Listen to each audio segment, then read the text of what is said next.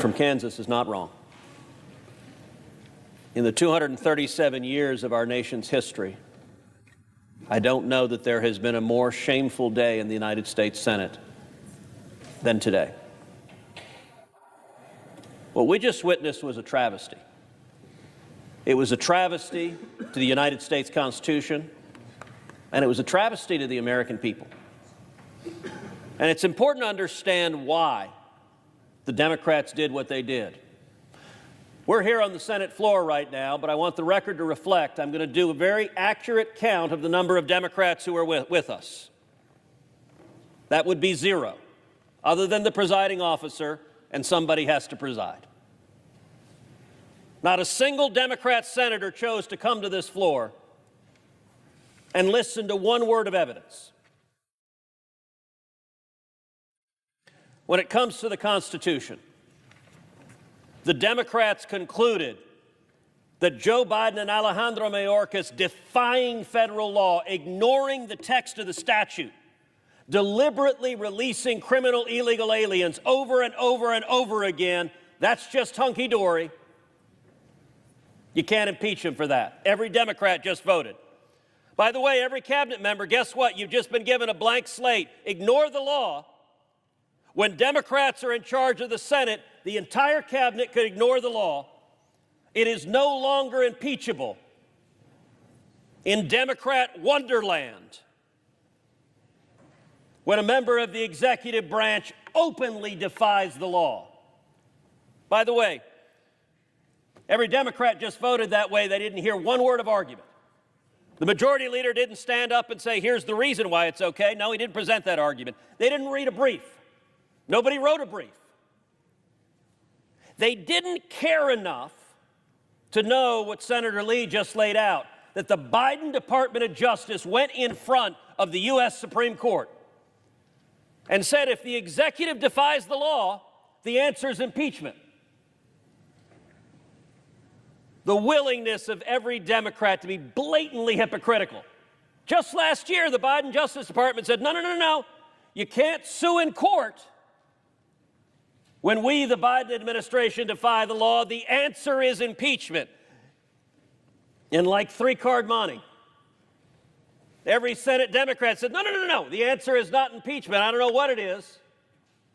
Actually, I do know what it is. There's only one answer left, which is everyone who is unhappy about the open border shows up in November, and to use the phrase, throw the bums out.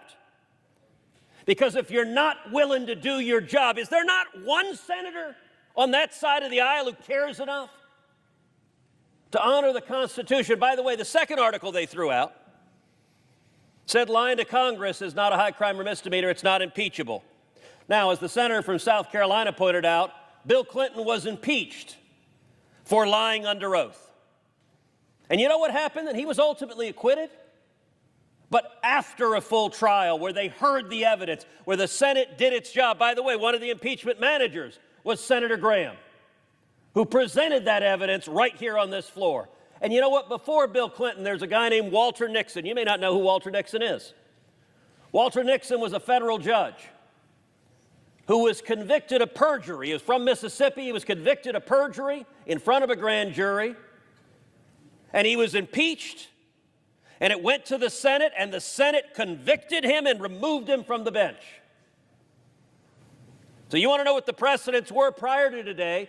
You commit a crime, lying under oath, perjury, it is a high crime or misdemeanor that is impeachable. No more. Because understand the Democrats' rule here. This is not about the Constitution. None of them care. By the way, we repeatedly moved. Let's go into debate. Hear the other side of the argument. Nope.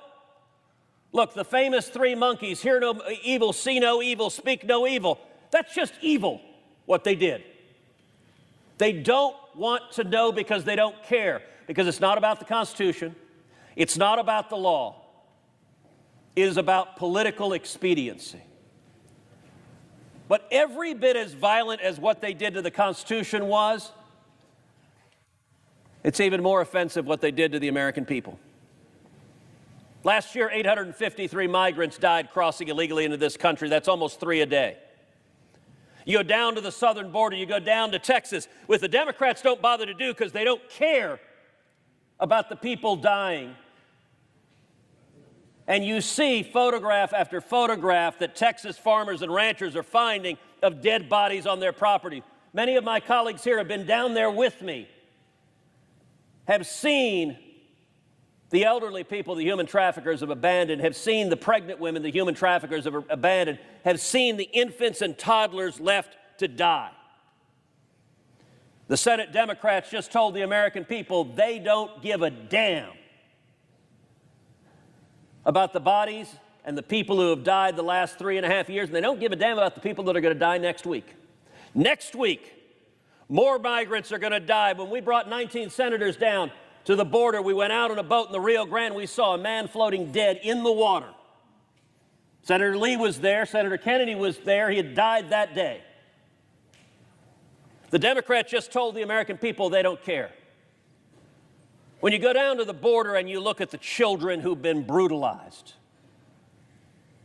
just about all of us here are parents. I will tell you, when you look in the eye of a little girl or a little boy who's been abused by traffickers, and you see it, you see the pain, you see the agony of children trapped in sex trafficking.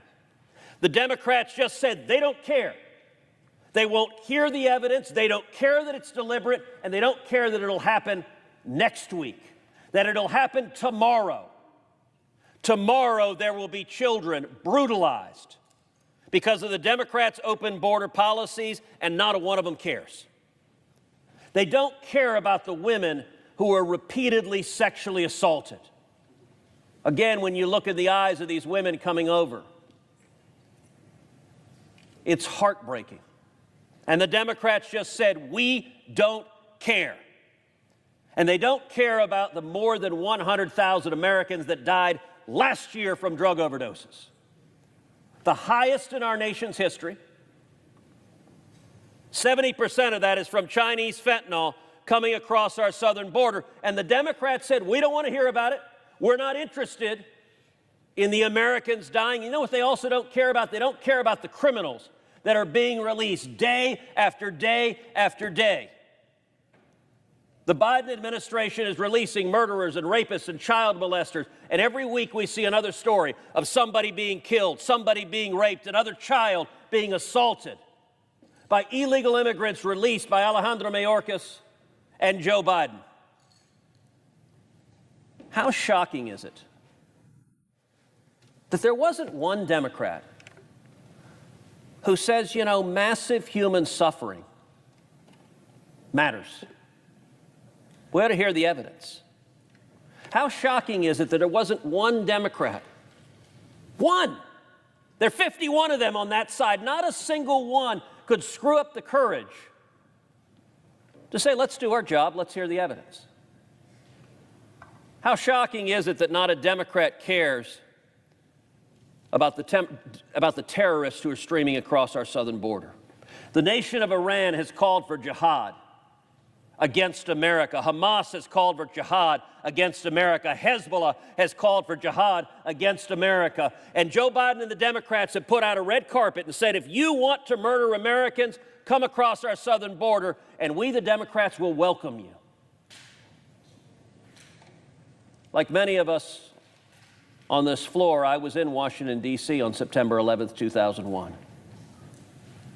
I remember. You think if he becomes the president, he'll make it great because the states is already great. I think that man will be president of the United States right about the time that spaceships come down filled with dinosaurs and red capes. On that note, Tom, pleasure. Take it Thank from you very me. much. How about that? Cheers, Tom. I remember the horror. I lost a good friend, Barbara Olson, who was in the plane that crashed into the Pentagon. I remember the smell of smoke and sulfur and burning. I remember the agony, and I remember the national unity that came after 9/11.